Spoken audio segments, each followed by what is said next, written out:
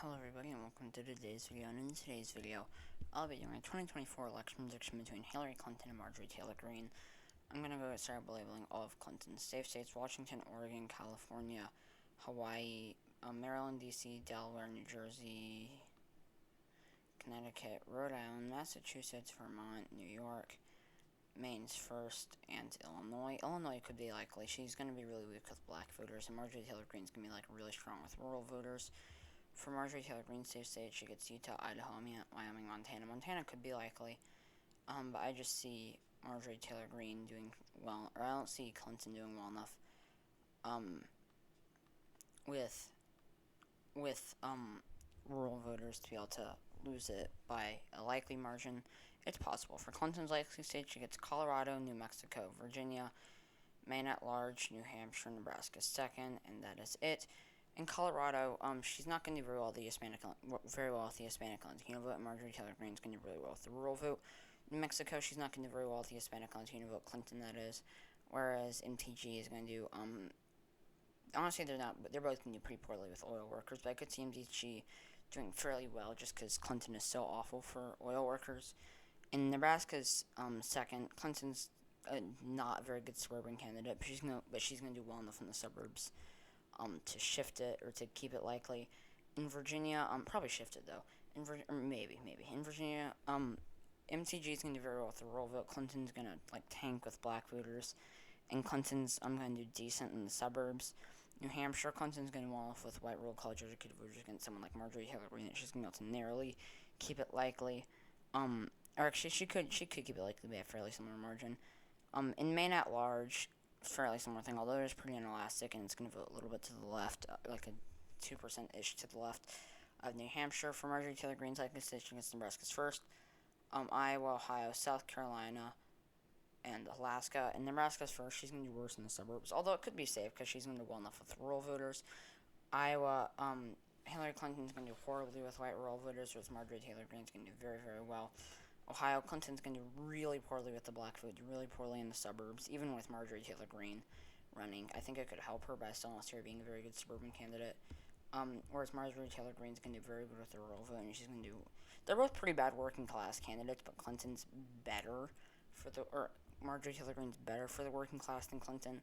In South Carolina, it could be safe. I see it being too liberal at this point for it to be safe, unless something crazy happens. Or unless it's the 2022 Senate with Tim Scott. But, generally, I would say that it's probably too liberal to be safe. But Marjorie Taylor-Greene's going to do really well with the rural vote, whereas Clinton's going to do really poorly with black voters. In Alaska, we're going to see more and more Native American voters turning out, which is going to continue to shift it to the left. But Marjorie Taylor-Greene's going to do decent with oil workers. For Clinton's lean state, she gets Nevada. It's probably going to be on the line between being lean and tilt. Minnesota, and that is it. In Nevada, Clinton's going to do pretty poorly with the Hispanic Latino vote, and Marjorie Taylor-Greene's going to do pretty well with the white rural vote, which is why it could be lean. If Clinton was able to carry it, or which is why it could be tilt, if Clinton was able to carry it by lean, though, against Trump, I see her still being able to carry it by lean against Marjorie Taylor-Greene. In Minnesota, Clinton's going to do really poorly with the rural vote. She's going to struggle to turn out voters in Minneapolis, and she's not going to do very well in the suburbs. She could do decent, because of Marjorie Taylor-Greene just being such an awful suburban candidate, but still, I don't see Clinton being amazing. And honestly, most of these states' suburban vote share will probably just be less. Whereas Marjorie Taylor-Greene's going to do really well with the rural vote and do decent with the working class. For Marjorie Taylor-Greene's lean states, she gets Texas and Maine second. In Texas, it's going to be like a high lean. She's going to do pretty well with the rural vote, whereas Clinton's going to really struggle probably with the Hispanic Latino vote, and struggle with the, and do pretty poorly in the suburbs. Once again, they'll probably shift a little bit to the left.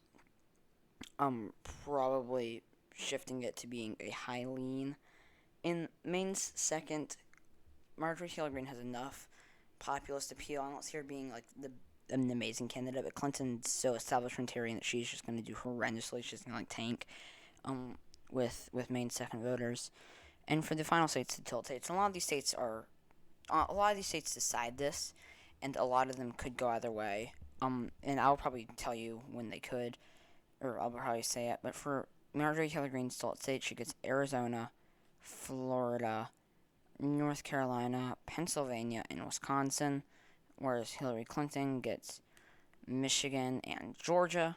So yes, I do have Marjorie Taylor-Greene winning this. In Arizona, and I feel like I'm probably going to get a lot of heat for this.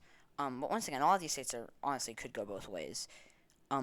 So a lot of these are toss-ups. Arizona, I see Clinton just doing poorly enough with traditional conservatives. I mean, like, I don't discuss politics a lot with people that I know, or even a lot of people I'm not super knowledgeable about their political stances. But from the few traditional conservatives that I know their voting patterns and that I know their stances and whatnot, I would see them voting for Marjorie Taylor-Greene over Hillary Clinton. Traditional conservatives. So I just bumped my mic with my lip.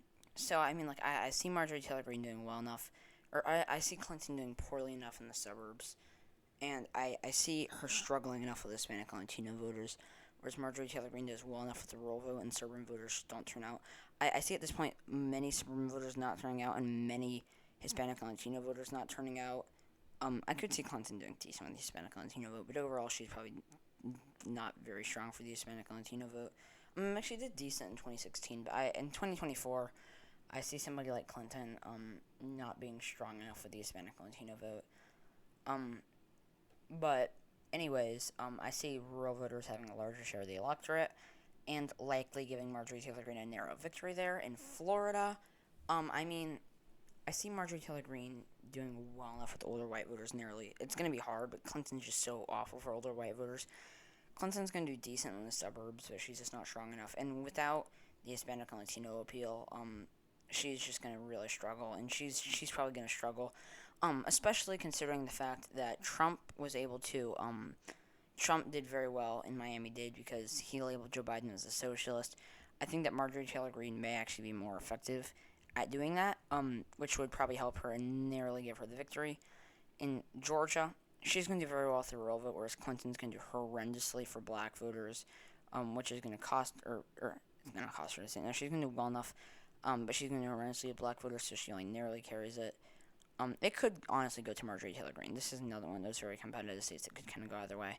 But I see just enough anti-MTG turnout from black voters that Clinton narrowly carries it. In North Carolina, I see Marjorie Taylor-Greene. I don't see Clinton doing well enough with the black vote, especially considering the fact that black voters already, their share of the population, their share of the electorate, closely resemble each other. I see Clinton getting even in considering the fact that it was at that and it's still onto Trump.